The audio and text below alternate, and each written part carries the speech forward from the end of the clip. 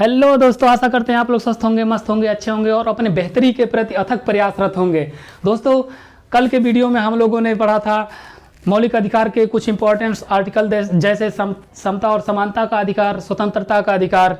आज हम लोग पढ़ेंगे मौलिक अधिकार के उसी अधिकारों में से यानी 6 अधिकारों में से 2 और अधिकार, जो कि शोषण के विरुद्ध अधिकार और धार्मिक स्वतंत्रता का अधिकार।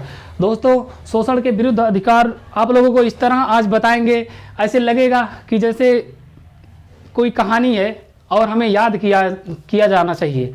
दोस्तों, इसके साथ ही आप लोगों को बता दें, शोषण के विरुद्ध अधिकार में मानव के दुर्व्यापार और बालाश्रम को पढ़ाया जाएगा।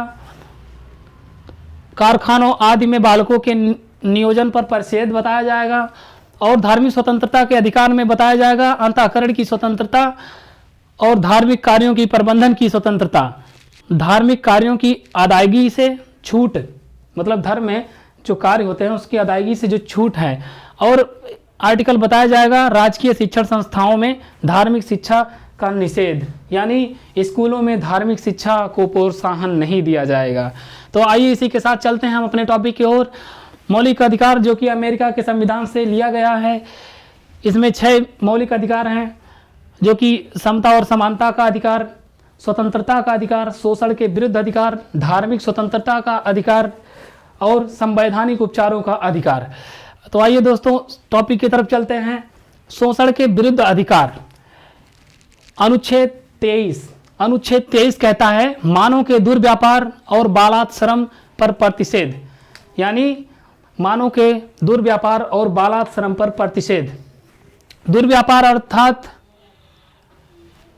व्यापार की वह प्रक्रिया जो अवैध हो, उसे दुर्व्यापार कहा जाता है। वहीं बालाश्रम की बात कहें तो बालाश्रम यानी दंड का भय दिखाकर किसी व्यक्ति को जो स्वेच्छा से वह कार्य नहीं करना चाहता है, उसे प्रेशराइज करके वह कार्य करवाने के लिए बाध्य करना, इसे बालाश्रम कहते हैं। इसी के साथ दुर्व्यापार में अगर बताएं तो जैसे मानव का क्रय विक्रय, बंधुआ मजदूरी, बेगार, दास प्रथा, बेगार, बंधुआ मजदूरी, मानव का क्रय विक्रय इत्यादि।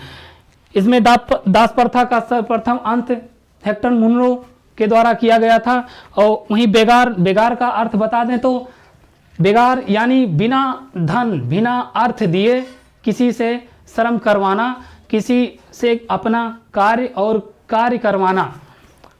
उसी के साथ दोस्तों आगे अगर बता दें तो आर्टिकल 24 आ जाता है। आर्टिकल 24 ये कहता है कि कारखानों में बालकों के कार्य करने पर प्रतिबंध, यानी कारखानों में बालकों को कार्य करने पर प्रतिबंध, जो कि 14 वर्ष से कम आयु वर्ष के बच्चों को कारखानों, फैक्ट्रियों, गोदामों में कार्य करने पर प्रतिबंध लगाया जाता है। इसमें कुछ अधिनियम भी लाए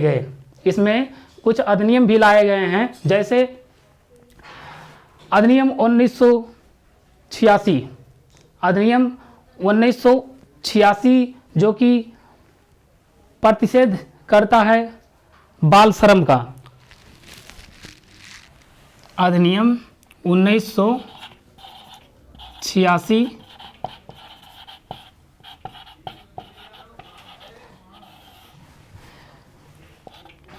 एक और अधिनियम लाया गया जो कि बाल यौन उत्पीड़न से संरक्षण प्रदान करता है, वह है 2012। अभी हाल ही में 2012 में ही बाल यौन उत्पीड़न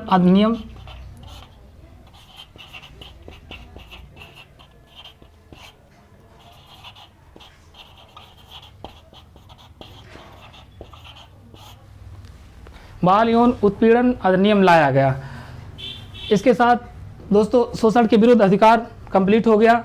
जैसे शोषण के विरुद्ध अधिकार को एक बार ओवरव्यू दे देते हैं। मानव के दुर्व्यापार यानी अवैध व्यापार, मानव का क्रय विक्रय, यानी जो मानव का क्रय विक्रय में वो आ जाता है, जैसे बच्चों को अवैध रूप से उठाकर बेच देना और उसका धन अर्जित करना, यह एक गैर कानूनी रूप है। वहीं बालाश्रम मतलब किसी पे प्रेशर देकर उससे कार्य करवाना।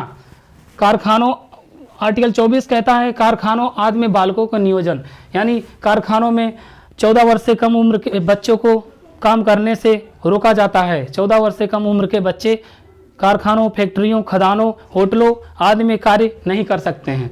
आइए इसके साथ ले चलते हैं धार्मिक स्वतंत्रता का अधिकार। दोस्तों, धार्मिक स्वतंत्रता का अधिकार, धार्मिक स्वतंत्रता यानी जो भी अपने आस्था के प्रति निष्ठा और भावना रखता है वह अपने धर्म को मान सकता है, प्रचार कर सकता है, प्रसार कर सकता है। यहाँ बता दें आर्टिकल 25 यह कहता है कि सभी भारतीय नागरिक को किसी भी धर्म को मानने, प्रचार करने और प्रसार करने का अधिकार होगा। यहाँ धर्म को व्यक्तिगत स्वतंत्रता के रूप में दिया गया है। जैसे किसी भी कोई भी व्यक्ति धर्म को व्यक्तिगत रूप से मान सकता है, उसका कोई विरोध नहीं कर सकता है। जैसे अंतःकरण की स्वतंत्रता, अपने मन के अनुसार धर्म मानने की स्वतंत्रता इसे कहते हैं। एक पॉइंट बता दें, धर्म मानने, आचरण तथा प्रचार करने की स्वतंत्रता। इसी के विषय में जब एक मामला उभर के आया जिसे कहा जाता है स्टैनिस्लॉस बनाम मध्य प्रदेश राज्यवाद 1977। स्टैनिस्लॉस बनाम मध्य प्रदेश राज्य 1977। यह मामला जब न्यायालय में पहुंचा तो यह जानकारी मिला कि मध्य प्रदेश, उड़ीसा तथा अन्य राज्यों में जबरदस्ती धर्मांतरण कराया जा रहा है, जो कि यह दंडनीय अपराध है। उसे न्यायालय द्वारा बहिष्कृत कर दिया गया। दोस्तों, इसके साथ अनुच्छेद 26 आ जाता है। अनुच्छेद 26 यह कहता है धार्मिक कार्यों की प्रबंधन की स्वतंत्रता। धार्मिक कार्यों में प्रबंधन की स्वतंत्रता यानी व्यक्ति अपने मनपसंद धर्म को मान सकता है, उसका प्रबंधन कर सकता है और उसे प्रचार प्रसार कर सकता है। तो इसमें धार्मिक कार्यों की प्रबंधन की स्वतंत्रता में बताया गया कि दान के प्रयोजन से धार्मिक संस्था का स्थापना एवं पोषण। दान जैसे चंदा कहते हैं, चंदा एकत्रित करके अपने धर्म को स्थापित किया जा सकता है। कोई भी धर्म चंदा के अनुसार स्थापित किया जा सकता है और उसमें उस धन से पोषण भी किया जा सकता है उस धार्मिक संस्था का जिसने दान से अपने आप को स्थापित किया है, जो धार्मिक संस्था। दूसरा पॉइंट वहीं आ जाता है अपनी संपत्ति का विधि अनुसार प्रशासन, यानी जो धार्मिक संस्था है अपनी संपत्ति का विधि अनुसार प्रशासन ले सकता है, यानी विधियों के अनुसार ही वह अपने धर्म की रक्षा करने के लिए प्रशासन ले सकता है। प्रशासन की व्यवस्था की गई है, उसमें प्रशासन ले सकता है। वहीं आ जाता है आर्टिकल 27। आर्टिकल 27 धार्मिक करों की अदायगी से छूट देता है। आर्टिकल 27 धार्मिक करों की अदायगी से छूट देता है, यानी किसी भी धर्म में जो अर्जित धन है, जहां आस्था और श्रद्धा लेकर आए हुए श्रद्धालु अपना दान देते हैं, उस दान किए गए पैसे पर कोई कर नहीं लगेगा, उसमें कोई भी कर नहीं लगाया जाएगा। भारतीय संविधान के मौलिक अधिकार में यह उल्लेखित किया गया है कि किसी भी धर्म में जो भी पैसे अर्जित हुए हैं उस पर कोई कर नहीं लगेगा, कोई टैक्स नहीं लगेगा। वहीं बताया गया आर्टिकल 28 यानी अनुच्छेद 28। अनुच्छेद 28 यह कहता है राजकीय शिक्षण संस्थाओं में धार्मिक शिक्षा का निषेध। ये इंपॉर्टेंट विषय हो जाता है। मौलिक अधिकार के सभी अधिकारों में अगर शिक्षा के बेसिस से देखा जाए तो सबसे इंपॉर्टेंट 28 हो जाता है। अगर धर्म के बेस पे देखा जाए तो सबसे इंपॉर्टेंट 25 हो जाता है, जो कि व्यक्तिगत भी धर्म की स्वतंत्रता देता है, आचरण करने, मानने, उसे आस्था रखने की स्वतंत्रता देता है। यहीं पे 28 सबसे ज़्यादा इम्पॉर्टेंट इसलिए हो जाता है क्योंकि शिक्षा से संबंधित इसमें विषय का उल्लेख किया गया है। जैसे राजकीय शिक्षण संस्थानों में धार्मिक शिक्षा का निषेध। यहीं एक पॉइंट और आ जाता है कि राज्य द्वारा वित्त पोषित संस्थानों में भी शिक्षा, राज्य द्वारा वित्त पोषित संस्थानों में भी धार्मिक शिक्षा नहीं दी जा सकती है। बता दें, राज्य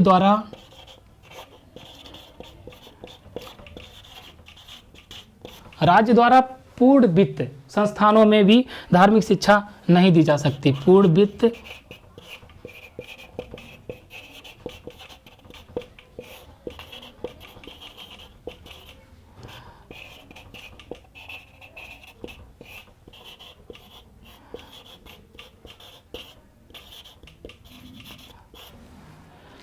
राज्य द्वारा पूर्ण वित्त संस्थानों में भी शिक्षा पर प्रतिबंध लगा दिया गया। दोस्तों एक बार आपको फिर से दोबारा रिपीट करवा देते हैं ताकि आपको रिवाइज हो जाए। शोषण के विरुद्ध अधिकार में अनुच्छेद 23 में मानव के दुर्व्यापार और बालात श्रम पर प्रतिबंध, यानी मानव को अवैध रूप से व्यापार नहीं किया जा सकता, ना ही दास प्रथा, ना ही बेगार, ना बंधुआ मजदूरी, ऐसा कुछ भी नहीं किया जा सकता। अगर ऐसा होता है तो दंडनीय अपराध है। वहीं बालात श्रम यानी किसी को जबरदस्ती अपने कार्य करवाने के लिए प्रेशराइज यानी बाध्य नहीं किया जाएगा। वहीं आर्टिकल 24 कहता है कि कारखानों में 14 वर्ष से कम उम्र के बच्चों को कार्य करने से रोका जाए, यह कानूनन अपराध है, क्योंकि 14 वर्ष से कम उम्र का बच्चा यदि कारखानों में कार्य करता है तो उसे जोखिम हो सकती है, इन फ्यूचर उसे समस्या आ सकती है। इसलिए संविधान में यह व्यवस्था दिया गया कि आर्टिकल 24 का होना जरूरी है। ये अधिनियम जो कि ये भी इम्पॉर्टेंट है, 1986 अधिनियम जो कि बालात श्रम अधिनियम है, 2012 का बाल यौन उत्पीड़न अधिनियम, अब धार्मिक स्वतंत्रता का अधिकार, इसमें 25 अंतःकरण की स्वतंत्रता, 26 धार्मिक कार्यों की प्रबंधन की स्वतंत्रता, 27 धार्मिक करों की अदायगी से छूट, अनुच्छेद 28 राजकीय शिक्षण संस्थाओं में धार्मिक शिक्षा का निषेध। दोस्तों आज का टॉपिक यहीं तक, और अगले वीडियो में हम आप लोग को और भी अच्छे से नए नए टॉपिक, नए नए इंपॉर्टेंट्स जो क्वेश्चन पुटअप होते हैं उसके बारे में भी बताएंगे। आप लोग जुड़े रहिए हमारे साथ। थैंक यू दोस्तों, thank you to all of you.